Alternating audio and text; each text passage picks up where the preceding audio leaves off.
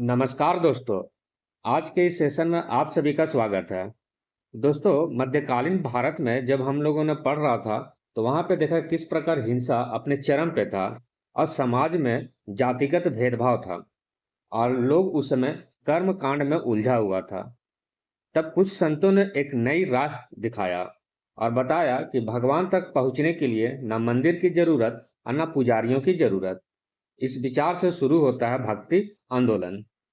कुछ महान संतों ने कहा कि भगवान सबके हैं, चाहे वो अमीर हो या चाहे वो गरीब हो। तो दोस्तों, आज हम जानेंगे कि भक्ति आंदोलन की शुरुआत कब हुई और इसके प्रमुख संत कौन थे और इस पर इसका समाज पर क्या प्रभाव पड़ा है। भक्ति आंदोलन की शुरुआत एक धार्मिक क्रांति थी। यह लगभग 8 सेंचुरी एडी से लेकर के 16 सेंचुरी एडी तक रहा और ये 15 और 14 सेंचुरी और 16 सेंचुरी के बीच में ये अपने चरम पे था। और शुरुआती जो फेजेस था वो 8 सेंचुरी से शुरुआत होता है। हम लोग इससे पहले भक्ति आंदोलन से पहले धार्मिक क्रांति से पहले एक और क्रांति पढ़ चुके हैं। जब समाज में जब लेटर वैदिक पीरियड में प्रॉब्लम्स थे तब वहां पे बुद्धिज्म, जैनिज्म और आजीविका जैसे सेक्ट बाहर निकल करके आए। तो एंशियंट पीरियड में हम लोग बुद्धिज्म और जैनिज्म को पूरे डिटेल से पढ़ा। लेकिन जब मध्यकालीन भारत में आए हम लोग तो यहाँ पे भक्ति और सूफी मूवमेंट यहाँ समाज में प्रभाव डालेगा। और फिर जब हम लोग मॉडर्न पीरियड पढ़ेंगे तो वहाँ पे कुछ सोशियो रिलीजियस मूवमेंट होगा जिसमें राजा राम मोहन राय, विवेकानंद, दयानंद सरस्वती जैसे महान विचारक निकल करके बाहर आएंगे। भक्ति आंदोलन जो ये मध्यकालीन में हम लोग इसके उदय का कारण क्या था कि हिंदू सोसाइटी में बुराइयां बढ़ गया था और लोगों ने हिंदू रिलीजन में कम्प्लेक्सिटी बढ़ गया और यहाँ पे हिंसा अपने चरम पे था। मध्यकालीन भारत में किस प्रकार दिल्ली सल्तनत में पूरी तरीके से हिंसा अपने चरम पे था और यहाँ रूढ़िवादिता और कर्म कांड जैसे चीजों में लोग उलझा हुआ था और जातिगत भेदभाव हमें अभी चरम पे देखने को मिला है। और इस तरीके से लोग जो समाज जो है कई संप्रदायों में बंटना शुरू हो गया। इन सारी बुराइयों के बाद कुछ महान संत बाहर आएंगे और अपनी कुछ फिलॉसफी देंगे और वो जो फिलॉसफी रहेगा सब अपने अपने लोकल लैंग्वेजेस में इस्तेमाल करेंगे और सभी लोगों ने एकेश्वरवाद और सर्वेश्वरवाद का सिद्धांत को प्रोपेगेट करेंगे। 8th सेंचुरी एडी में जो सबसे महान संत हुए वो शंकराचार्य हुए। शंकराचार्य ये केरल के क्षेत्र में इनका जन्म हुआ था और इन्हें हम आदि शंकर या फिर प्रच्छन्न बौद्ध भी कहते हैं, डिस्गाइज्ड बुद्धिस्ट। बौद्ध के बाद जो है एक हिडन बौद्ध बाहर निकल कर का है, वो है शंकराचार्य। इन्होंने जो फिलॉसफी दी है एक ईश्वरवाद का फिलॉसफी दी है। ईश्वर एक है, दैट मीन्स मोनोइज्म या फिर वननेस। तो यहाँ शंकराचार्य ने अपने फिलॉसफी जो है इसने बताया कि एक ईश्वर है और सर्वेश्वरवाद है, सब कुछ ईश्वर में है, ईश्वर सभी जगह क्या है, विद्यमान है। इन्होंने अपने थ्योरी में ब्रह्म का सिद्धांत दिया, ब्रह्म विचार। इन्होंने अपने फिलॉसफी में लिखा कि ब्रह्म सत्य जगत मिथ्या जीवो ब्रह्मेव ना परे। इसका अर्थ यह हुआ कि जो ब्रह्म है वो एकमात्र परम सत्य है और ये जो संसार या फिर ये जो जगत है ये मिथ्या है, मोह और माया है। जबकि जीव और जो ब्रह्म है इन दोनों को हम अलग नहीं कर सकते, जीव ही ब्रह्म है। तो ब्रह्म सत्य जगत मिथ्या जीवो ब्रह्म ना परे कहने का मतलब यह है कि ईश्वर सभी जगह है, सर्वेश्वरवाद है, मतलब सभी मानव में सभी जीव में ब्रह्म है, मीन्स ईश्वर है। तो ये अद्वैतवाद है, पैंथीज्म है। सर्वेश्वरवाद, अद्वैतवाद का मतलब कि ये फाइनली जो है एक सिंगल है, मतलब ब्रह्म ही एक मात्र केवल सत्य, अल्टीमेट ट्रूथ इज ब्रह्मा। बाकी ये पूरी दुनिया, ये जो फिजिकल वर्ल्ड दिख रहा है ये माया है, मोह और माया। इन्होंने बताया कि मायावाद का सिद्धांत दिया, ये जो दुनिया हमें अपीयरेंस दिख रहा है यह माया है और अल्टीमेट जो फाइनल ट्रूथ है वो ईश्वर है, ब्रह्म। इन्होंने अद्वैतवाद में कहा, द्वैत का मतलब दो, जिसे हम लोग डुअलिज्म बोलते हैं, द्वैत, और आगे में लगा हुआ है अद्वैत, ए लगा हुआ, मीन्स नन, नन डुअलिज्म मतलब सिंगल वननेस। तो इन्होंने बताया कि आत्मा जो जीव है और परमात्मा। तो आत्मा और परमात्मा को ये कोई दो अलग चीज नहीं है, आत्मा ही परमात्मा है। आत्मा को फाइनली जो है परमात्मा में मिल जाना है, मीन्स अद्वैतवाद। तो इन्होंने सिद्धांत दिया अद्वैतवाद, और इनके कई अनुयायी बने, फॉलोवर्स। तो इन्होंने स्थापना किया स्मारत ट्रेडिशन का, स्मारत संप्रदाय का। तो शंकराचार्य के जो फॉलोवर्स होंगे उस किस सेक्ट में जाएंगे, तो स्मारत संप्रदाय में जाएंगे। इन्होंने पूरे भारत में 4 मठ स्थापित किए ताकि अपने फिलॉसफी को फैला सके, ताकि समाज में जो बुराइयां था, बढ़ गया था, उस बुराइयों को खत्म करने के लिए इन्होंने सगुण और निर्गुण का स्थापना की है, सगुण और निर्गुण का। इसने 4 मठ जो बताया, पहला नॉर्थ में जो है बद्रीनाथ, वहां पर एक ज्योतिर्पीठ, एक मठ बनवाया गया बद्रीनाथ के क्षेत्र में, उत्तर में। लेकिन जो दक्षिण में है वो मैसूर कर्नाटक के क्षेत्र में शारदा पीठ श्रृंगेरी में है, वहां एक बनाया गया। और फिर अपने फॉलोवर्स को वहां पे क्या किया, बिठा दिए। और फिर इसके बाद एक पूरब में, जो आज पुरी का क्षेत्र है, गोवर्धन पीठ। तो जो पुरी का जो क्षेत्र है वहां पे क्या, गोवर्धन मठ बनवाया गया। और फिर जो वेस्ट के क्षेत्र में, तो वो द्वारका के क्षेत्र में है, वो है शारदा पीठ। शंकराचार्य के फिलॉसफी में, इनके चारों पूरे फिलॉसफी में जो केंद्र है वो ब्रह्म है। ब्रह्म सत्य जगत मिथ्या, जियो ब्रह्मेव ना परे।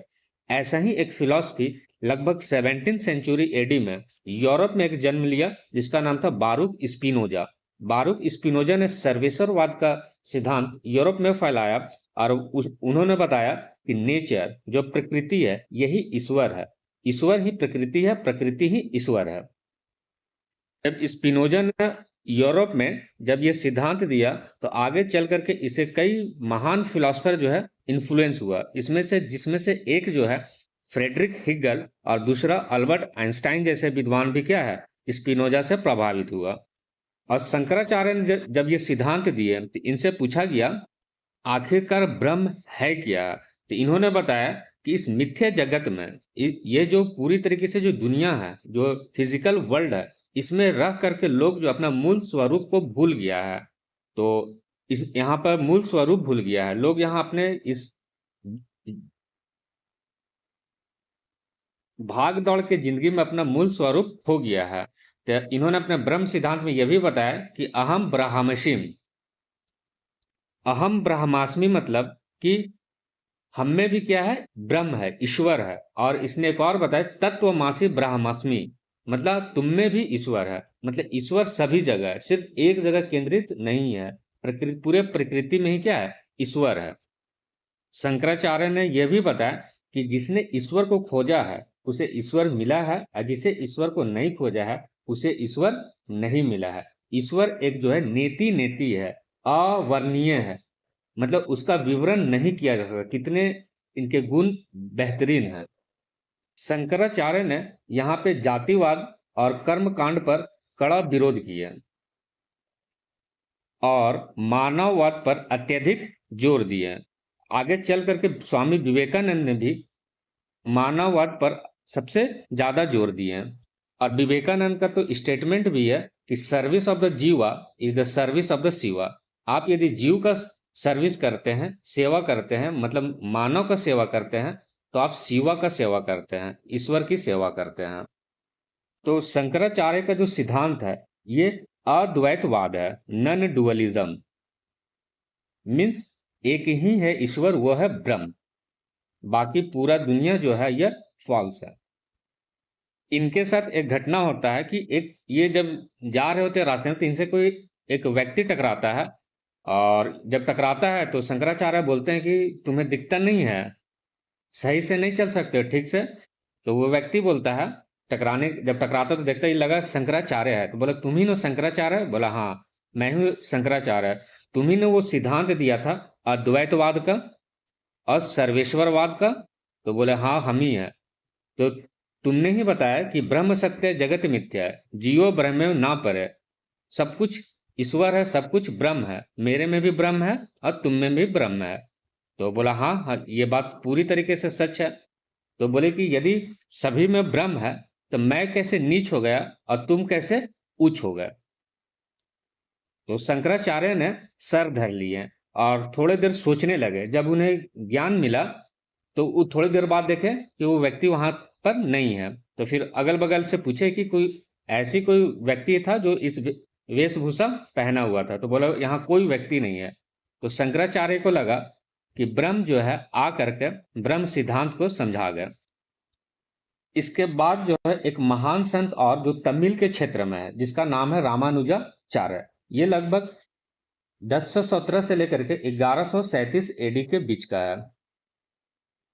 रामानुजाचार्य जो है जो अद्वैतवाद था, अद्वैतवाद का सबसे ज्यादा क्रिटिसाइज रामानुजाचार्य ने ही किया और इन्होंने अपना सिद्धांत दिया विशिष्ट अद्वैतवाद। थोड़ा सा उसमें मॉडिफाई करके अद्वैतवाद ही है लेकिन वो विशिष्ट है, क्वालिफाइड है। तो विशिष्ट अद्वैतवाद का सिद्धांत रामानुजाचार्य ने दिया और इनके जो फॉलोअर्स हुए इन्होंने स्थापना किया श्री संप्रदाय का। और रामानुजाचार्य जो है राम भक्त है, राम के भक्त, जो स्थापना किए हैं श्री संप्रदाय या श्री वैष्णव सेक्ट। इसका पूरा नाम है श्री वैष्णव सेक्ट। और एक और महान संत है रामानंद, ये उत्तर भारत में है। रामानंद रामानुजाचार्य से ही प्रभावित होकर के, विशिष्ट अद्वैतवाद के सिद्धांत से प्रभावित होकर के इन्होंने उत्तर भारत में फैलाया भक्ति मूवमेंट को, जिसमें से रामानंद के जो सबसे प्रमुख शिष्य हुए वो कबीरदास, रविदास या रायदास, पीपा राजपूत, धन्ना जाट, सेना नाई जैसे कई महान संत जो है रामानंद के ही ये डिसिपल्स है। तो भक्ति मूवमेंट का जो शुरुआत हुआ वो दक्षिण भारत से हुआ, लेकिन उत्तर भारत में जो प्रोपेगेट करवाया वो रामानंद ने करवाया। और जिसके जो प्रमुख शिष्य हुए कबीरदास, रविदास, पिप्पा, धन्ना और सेना। इसके बाद जो रामानुजाचार्य जो सिद्धांत दिए विशिष्ट अद्वैत, इसका विखंडन करते हुए और साथ ही साथ शंकराचार्य का जो सिद्धांत था अद्वैतवाद, अद्वैतवाद मतलब नॉन डुअलिज्म, इन दोनों विचार का विखंडन करते हुए एक महान संत माधवाचार्य 1238 एडी से लेकर के 1317 एडी के बीच में, और यह जो क्षेत्र है कर्नाटक, जो शंकराचार्य थे वो केरल के क्षेत्र से और रामानुजा जो है वो तमिल के क्षेत्र से। अब ऊपर बढ़ा कर्नाटक की ओर, ये कन्नड़ सेंट है माधवाचार्य। और रामानुजाचार्य का जो फॉलोअर्स जो कहलाए जिन्होंने स्थापना किया वो श्री संप्रदाय का। और रामानुजाचार्य राम के भक्त है और राम को हम लोग प्रेम से जय श्री राम कहते हैं, इसलिए संप्रदाय का नाम ही है श्री संप्रदाय। याद रखने का तरीका भी यही है कि राम भगवान जो है एक विशिष्ट भगवान है। तो विशिष्ट अद्वैतवाद का सिद्धांत किसने दिए? रामानुजाचार्य ने, क्योंकि राम भगवान जो है एक विशिष्ट भगवान है। तो विशिष्ट अद्वैत का, और साथ ही साथ राम के ये भक्त है तो जय श्री राम, तो श्री संप्रदाय का इन्होंने क्या किया? स्थापना किया। तो माधवाचार्य जो, इसे याद रखने का जो ट्रिक्स है, ये माधवा मतलब इस मध्य, तो मध्य में तभी कोई होगा जब कोई व्यक्ति इसके बगल में, अगल बगल में दोनों ही खड़ा होगा, तभी वो बीच में क्या होगा? मध्य कहलाएगा। तो माधवाचार्य ने इन्होंने द्वैतवाद का सिद्धांत दिया। द्वैत मीन्स डुअलिज्म, दो। तो माधवा मतलब मध्य के बीच में जब भी होगा तो दो व्यक्ति को होना जरूरी है अगल बगल में। तो द्वैतवाद का सिद्धांत दिए माधवाचार्य ने। इन्होंने बताया कि जो आत्मा है और जो परमात्मा है ये दोनों दो अलग चीज है। आत्मा कभी भी ज्वाइन परमात्मा में नहीं हो सकता है। इन्होंने जो ब्रह्म सिद्धांत जो दिए थे शंकराचार्य ने, उसका कड़ा विरोध किए। कौन? माधवाचार्य ने। और माधवाचार्य ने इन्होंने एक इस्टेब्लिश किए ब्रह्म सिद्धांत का, उन्होंने विरोध किए और इन्होंने एक स्थापना की है। फॉलोअर्स जो इनको अनुयायी जो हुए वो ब्रह्म संप्रदाय कहलाए। इन्होंने ब्रह्म जो थ्योरी था उसे क्या किया? बदल दिए। और इन्होंने बताया कि आत्मा जो है और परमात्मा ये फाइनली कभी मिल नहीं सकता। आत्मा कभी ज्वाइन परमात्मा में नहीं हो सकता है, क्योंकि परमात्मा जो वो सर्वोच्च है और जो मानव है वो कभी ईश्वर नहीं हो सकता है। इसके बाद नेक्स्ट एक महान संत हुए निम्बारकाचार्य। अब इसके बाद कर्नाटक के बाद हम लोग थोड़ा और ऊपर बढ़ते हैं इंडियन मैप के हिसाब से। पहला शुरुआत हुआ केरल, केरल के बाद तमिल के क्षेत्र में। केरल में कौन? आदिशंकरा या फिर डिस्गाइज्ड बुद्धिस्ट, जिसे कहा गया प्रच्छन्न बौद्ध। फिर इसका तमिल के क्षेत्र में रामानुजाचार्य है। फिर इसका जस्ट ऊपर बढ़े तो कर्नाटक आया, तो कर्नाटक के क्षेत्र में माधवाचार्य है। माधवा मीन्स मध्य, मतलब द्वैतवाद का सिद्धांत। फिर इसके बाद थोड़ा और ऊपर बढ़ेंगे तो महाराष्ट्र आएगा, तो महाराष्ट्र के क्षेत्र में निम्बार्काचार्य है, और ये 13वीं सेंचुरी एडी का बीच कहानी है। इन्होंने देखा कि जितना भी सिद्धांत इनके सामने था, उस सिद्धांत को इसने क्या किया, सभी को मॉडिफाई कर दिया और बोले कि अद्वैतवाद जो है ठीक है, लेकिन उसमें एक द्वैत लगा देते हैं, तो द्वैता अद्वैतवाद।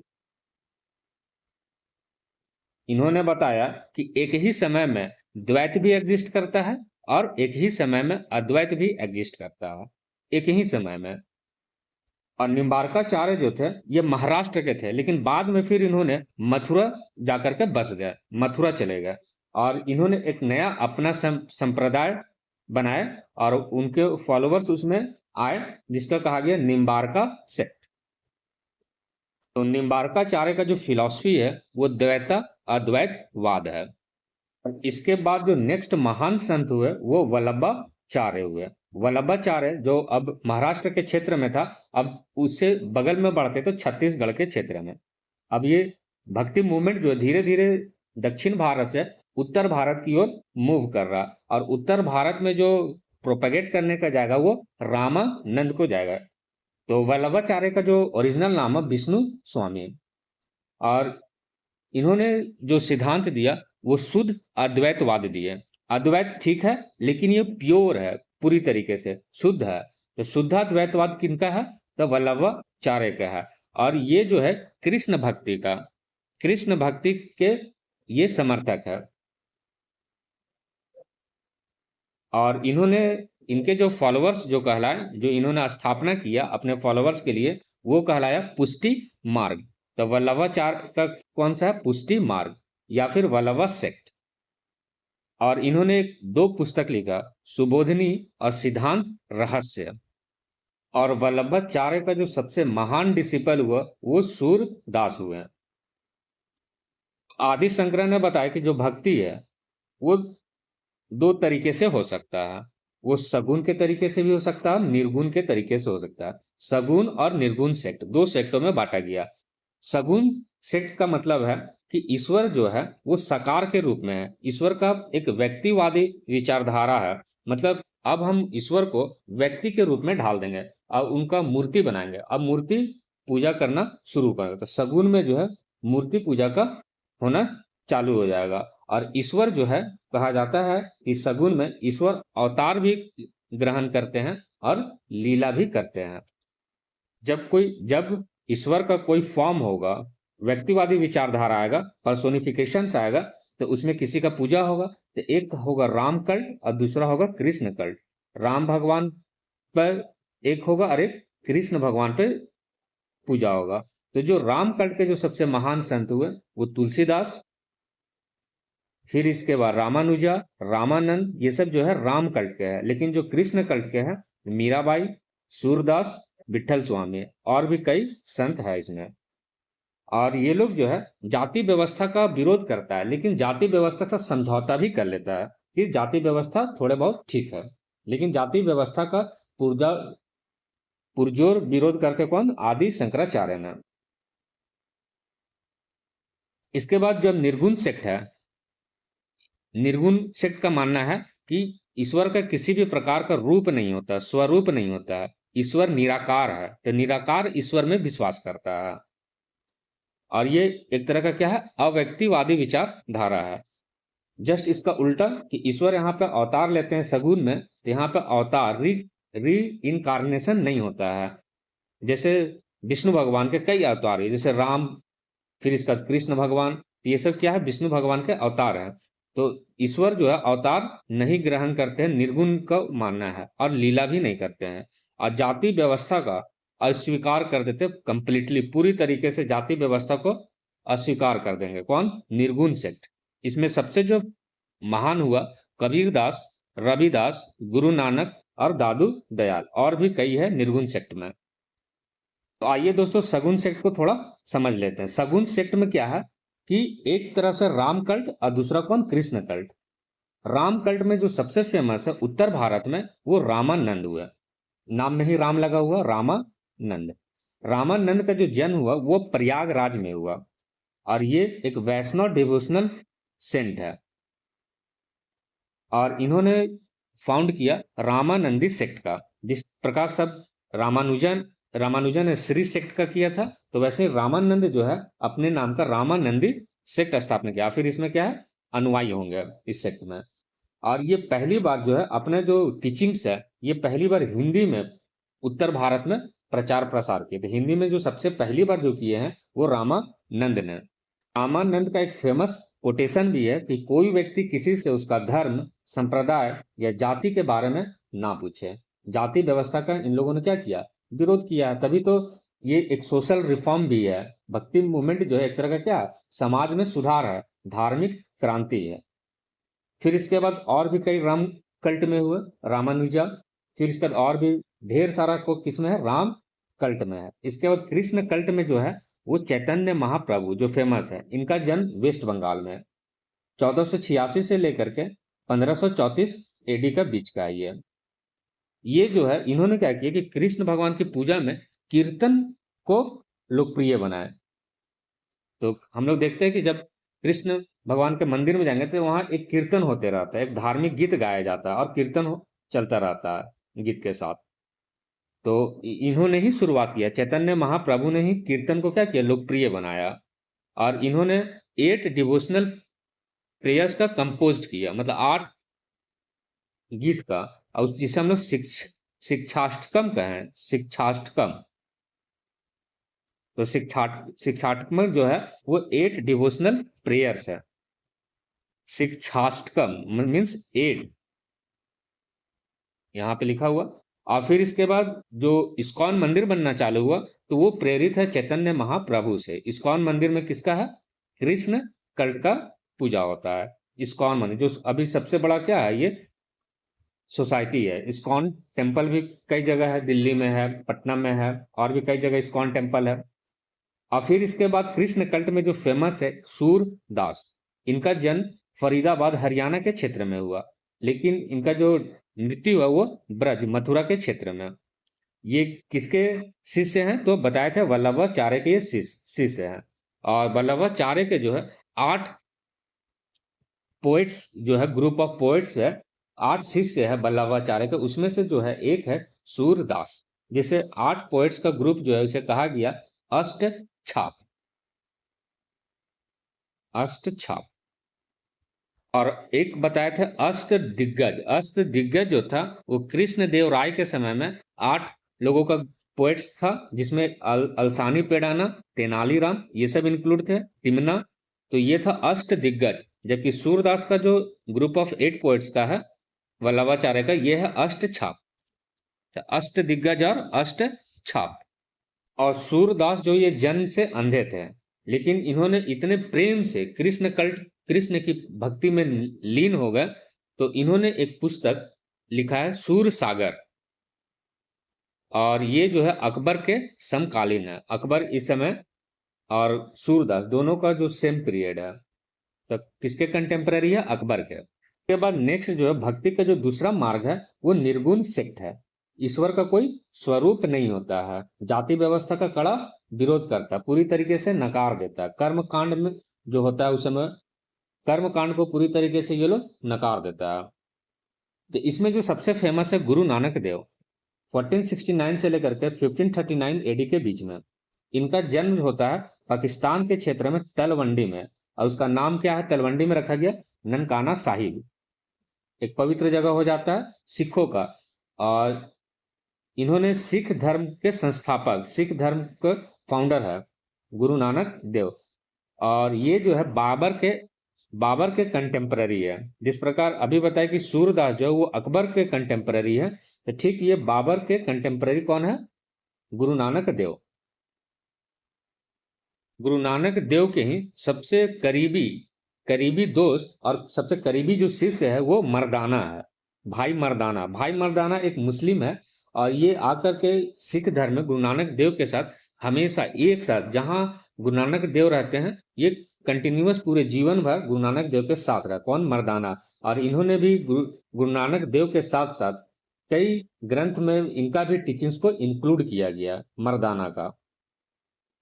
और ये जो सिख धर्म में है, और गुरु नानक देव जो है हिंदू और मुस्लिम दोनों पर इन्होंने एकता के हिमायती हैं और मानववाद पर अत्यधिक जोर दिए हैं गुरु नानक देव। इसके बाद जो सबसे फेमस जो हुए वो कबीर दास, 1398 से लेकर के 1518 एडी के बीच। और कबीर दास का जन्म जो है वाराणसी में हुआ।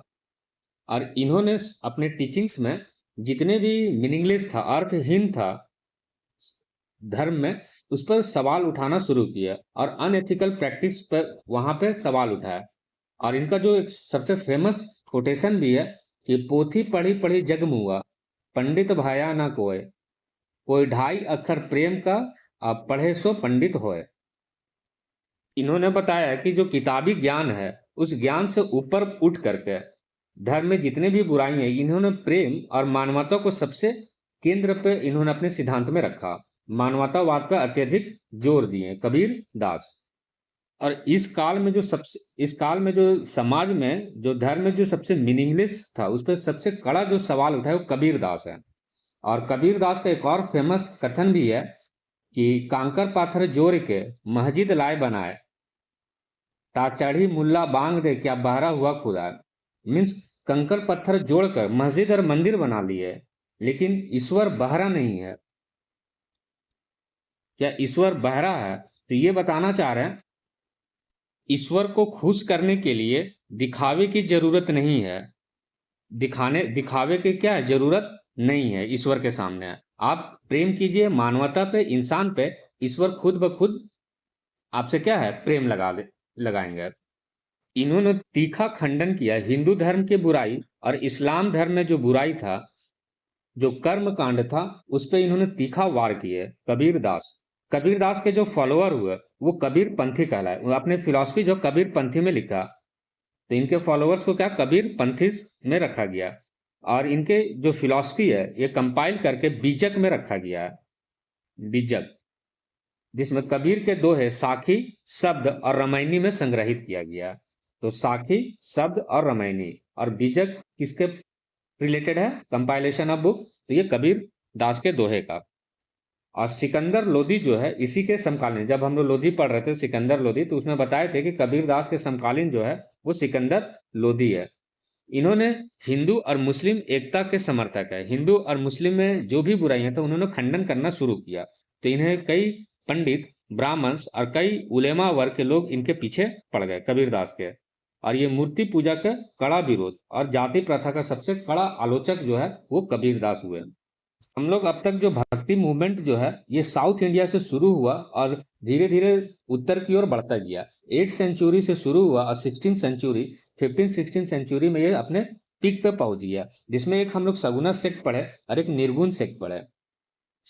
सगुन सेक्ट और निर्गुण सेक्ट, सगुन सेक्ट में जो है ये किसी के डिवोटीज वर्शिपर्स करेंगे किसी भी ईश्वर के, जिसमें भगवान शिव हो या फिर विष्णु हो। और विष्णु के अवतार राम कल्ट और कृष्ण कल्ट में, राम कल्ट के जो सबसे फेमस रामानुजाचार्य और रामानंद, और कृष्ण कल्ट के जो सबसे फेमस सूरदास, मीराबाई।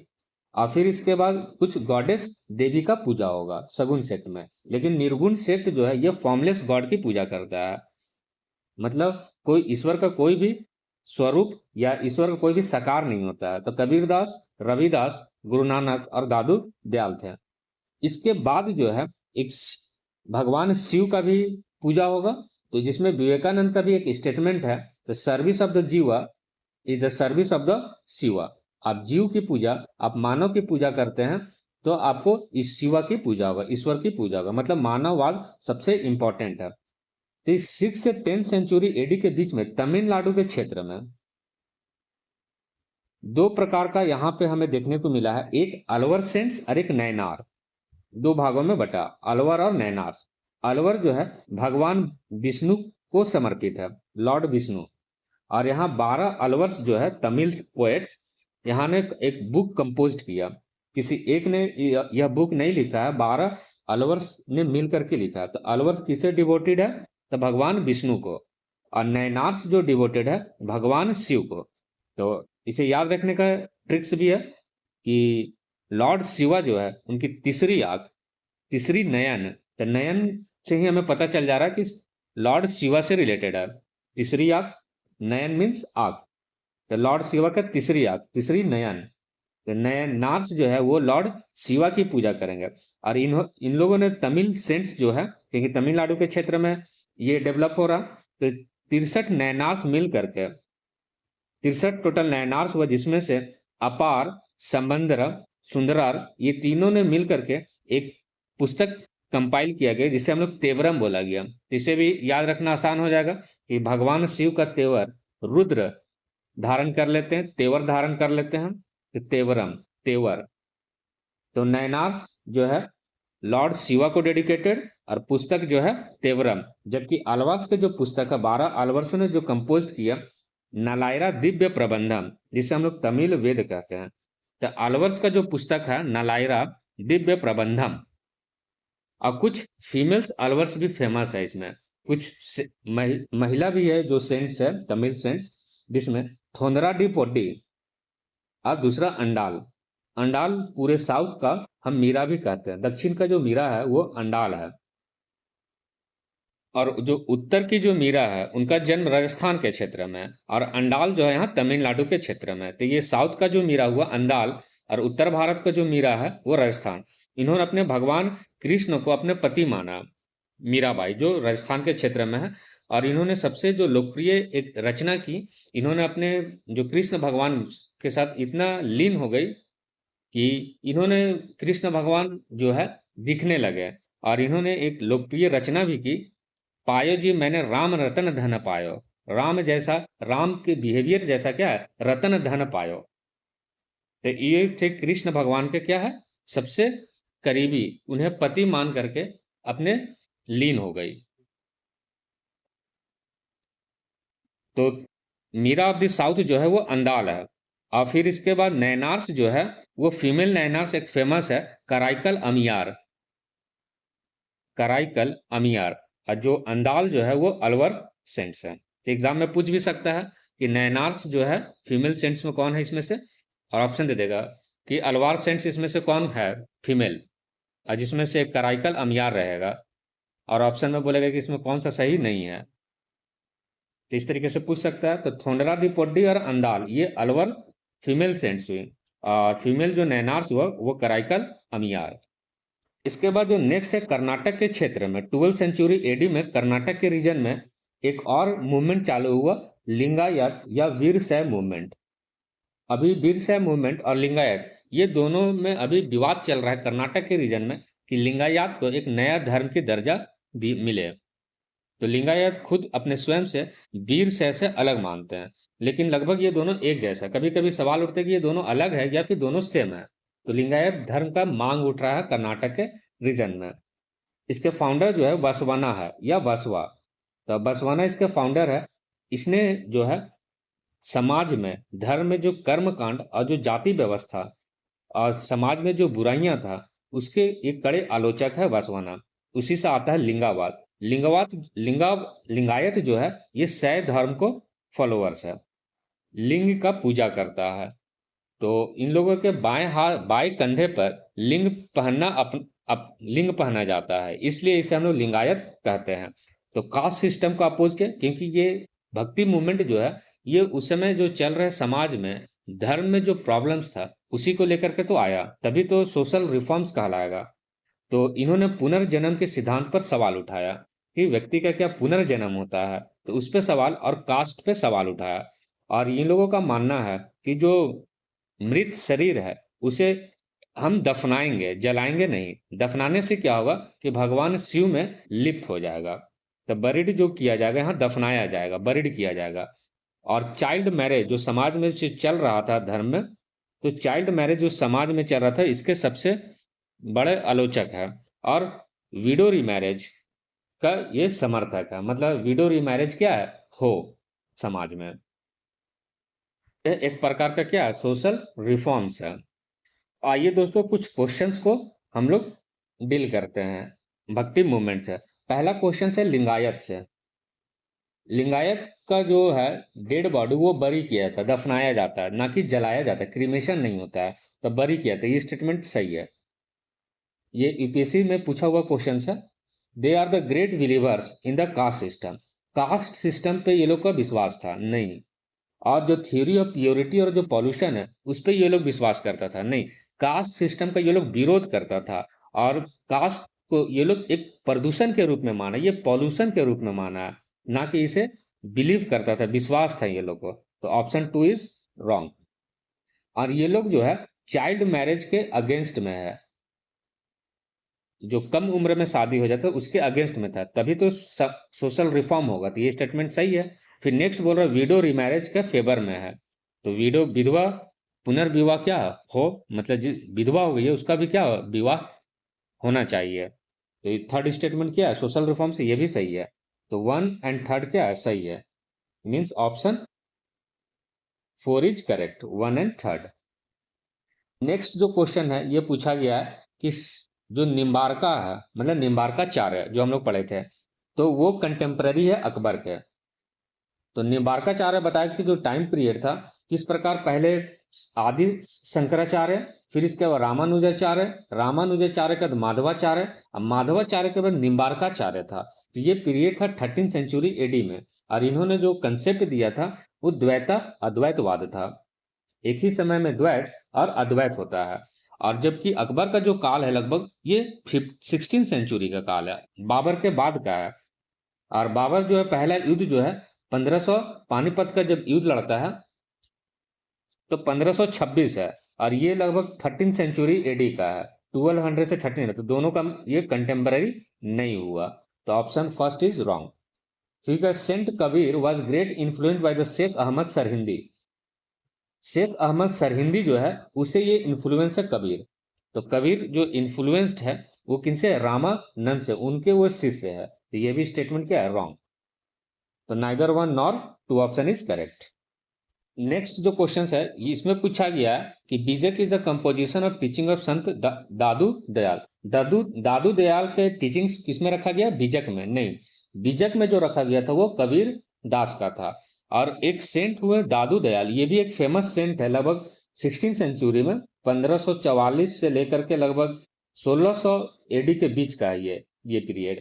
तो ये गुजरात के क्षेत्र में एक सेंट हुए दादू दयाल, इन्होंने जाति व्यवस्था और ये जो जैसे पूजा का रूप जो बाहरी फॉर्म में किया जाता था जैसे मंदिर या फिर तीर्थ स्थल, इन्होंने पूरी तरीके से इसे अस्वीकार कर दिया। और इन्होंने बताया कि घर पे रहते ही आप ईश्वर का नाम का जाप कर सकते हैं, जिस और इनके अनुयायी को हम लोग दादू पंथी कहते हैं। तो दादू पंथी जो है ये 1544 से लेकर के 1600 ईस्वी का बीच का है।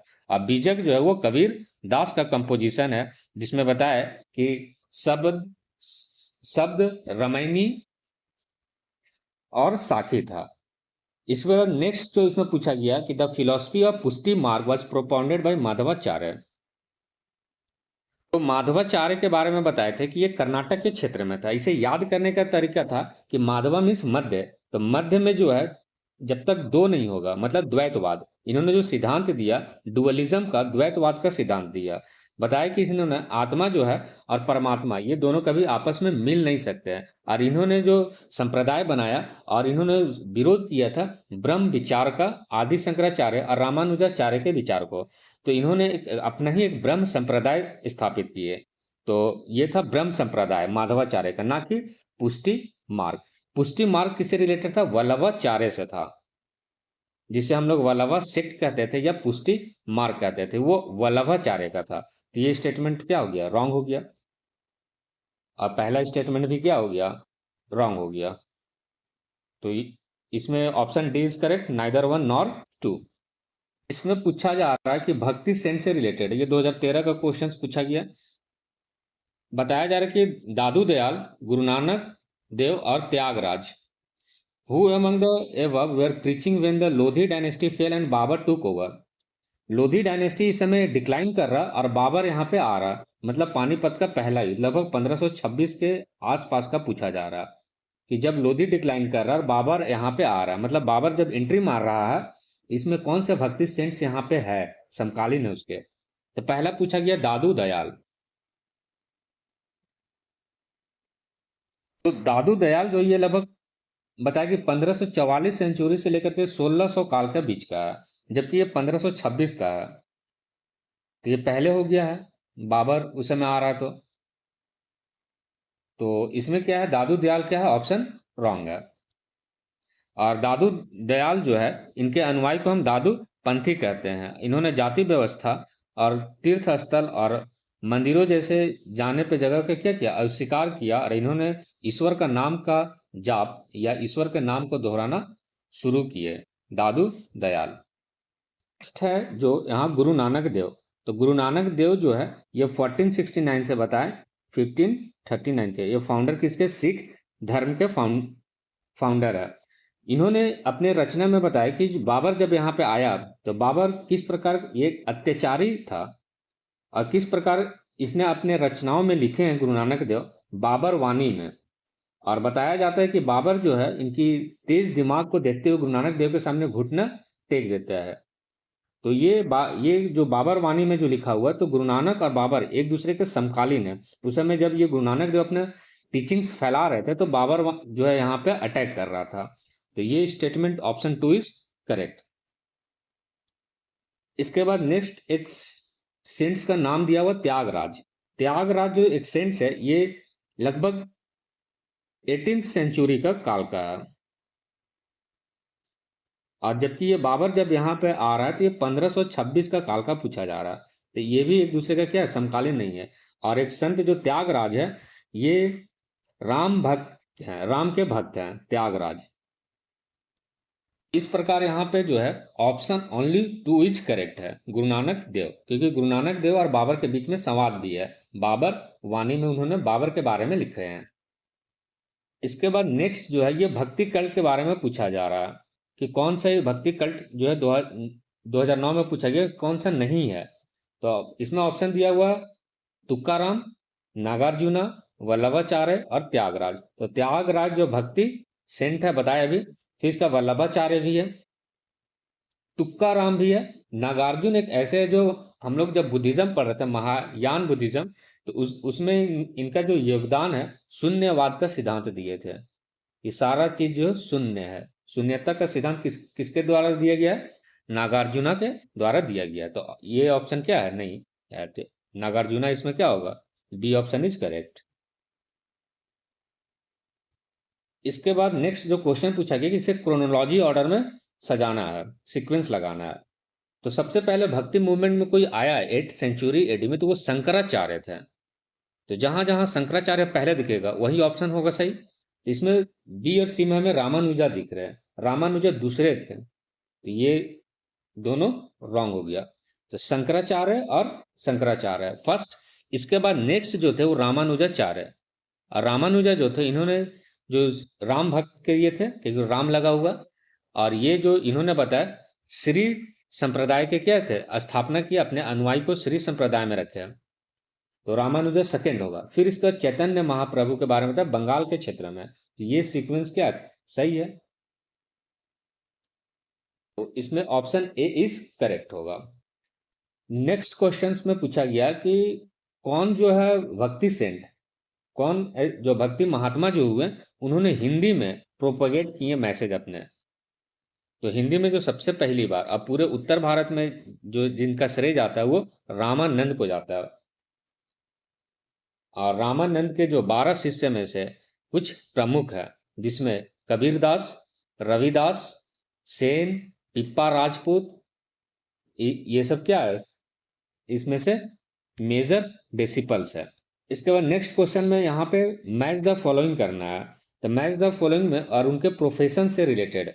तो सबसे पहले जो कबीरदास थे, तो कबीरदास एक जुलाहे थे, जो टेलर होता है, जो कपड़ा सिलता है।